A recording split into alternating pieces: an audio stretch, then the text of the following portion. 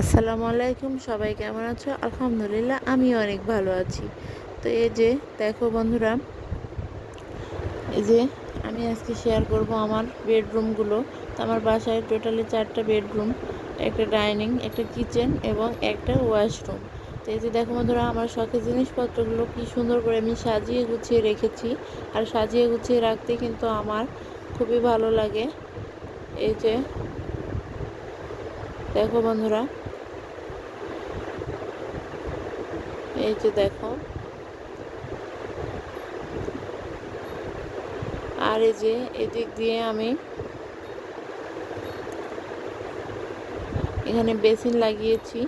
আর এই যে এখানে কিছু কাঁচা আম দেখা যাচ্ছে, এগুলো আমাদের গাছের আম, হিমসাগর আম। তো আমগুলো মাত্র পেড়ে রাখা হয়েছে, এখনো পাকে নাই, কাঁচা। আর এই যে এদিক দিয়ে আমার হাজব্যান্ডের গাড়ি রাখা হয়েছে এখানে।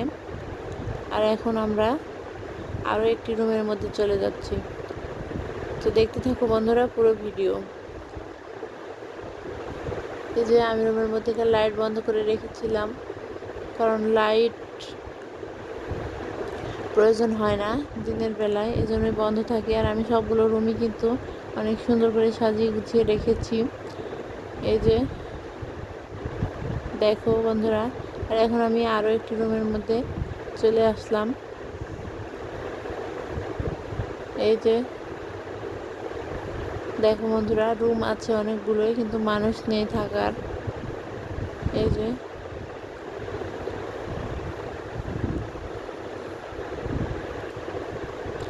যে দেখো বন্ধুরা, এদিক দিয়ে আমার ল্যাপটপ। তো এখানে কারেন্টের সুইচ মানে লাইন দেওয়া নাই, এজন্যই অন হচ্ছে না।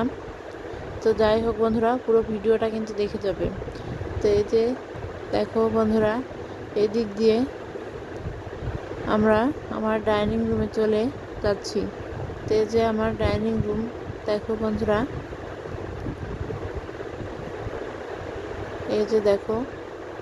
তো এখানে আমি কিছু আম রেখেছি, তো এই আমগুলো পেকেছে, এখনো খাওয়া হয়নি। তো দেখতে থাকো বন্ধুরা পুরো ভিডিও।